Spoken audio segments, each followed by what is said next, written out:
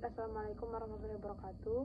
Perkenalkan, nama saya Maya Ramadhani, NIM 2223210056 dari kelas 5C, Prodi Pendidikan Agama Islam.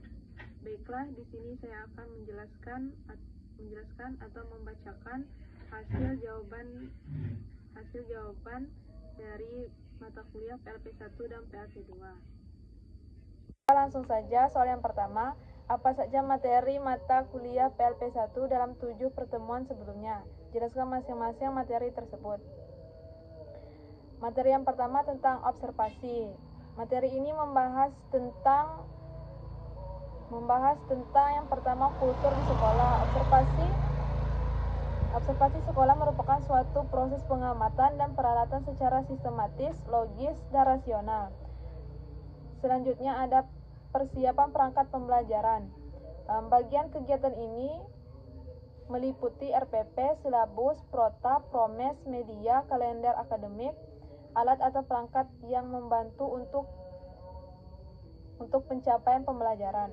Manfaat perangkat pembelajaran adalah sebagai pedoman atau panduan pembelajaran, memudahkan mengevaluasi. Selanjutnya, bahan ajar membahas tentang materi yang akan dibahas secara sistematis untuk membantu pendidik dan peserta didik dalam proses belajar mengajar agar dapat yang berupa media cetak atau non-cetak. Manfaat bahan ajar mempermudah peserta didik memahami materi yang akan disampaikan oleh pendidik. Yang selanjutnya ada manajemen sekolah. Manajemen sekolah membahas tentang KMA 347 tahun 2022 tentang pedoman implementasi kurikulum. Tujuannya adalah pengembangan efisiensi untuk meningkatkan mutu. Sarana dan prasarana. Sarana segala sesuatu yang secara langsung digunakan pembelajaran seperti buku. Kalau prasarana, fasilitas pendukung kegiatan pembelajaran seperti ruang kelas, lapangan, dan perpustakaan. Selanjutnya, manajemen guru dalam pembelajaran adalah proses mengidentifikasi aktivitas kerja seorang guru mulai dari masuk sampai keluar. Peran guru, pendidik. Selanjutnya, pertumbuhan dan perkembangan peserta didik. Pertumbuhan adalah perubahan fisik, sedangkan perkembangan perubahan sikap atau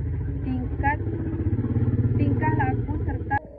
Soal yang kedua, menurut saudara, apa manfaat materi mata kuliah PLP1 dalam 7 pertemuan sebelumnya? Dengan tugas Anda yang akan mengikuti asisten mengajar sebentar lagi. Jelaskan dengan alasan. Manfaatnya adalah supaya bisa mempermudah dalam proses pembelajaran dan materi-materinya sangat berguna.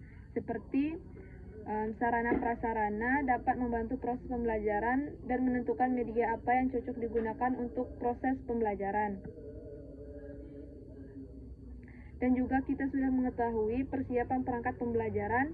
Dengan itu kita mengetahui RPP, silabus, prota, promes.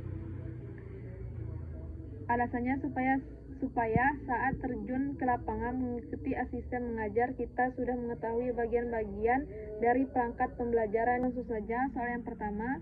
Menurut saudara, bagaimana mengimplementasi manajemen sekolah sebagai calon seorang guru dan apa manfaatnya dalam mencapai tujuan pendidikan? Jelaskan dengan alasannya. Jawabannya, cara mengimplementasi manajemen sekolah yang pertama, aktif dalam musyawarah guru. Yang kedua, menerapkan kurikulum, dan ketiga, menciptakan lingkungan. Manfaat manajemen sekolah yang pertama, peningkatan kualitas pembelajaran, yang kedua, peningkatan prestasi siswa, dan alasan pentingnya manajemen sekolah yang pertama, manajemen sekolah adalah kunci keberhasilan pendidikan, dan yang kedua, guru sebagai pelaksana untuk manajemen sekolah. Soal yang kedua, bagaimana hubungan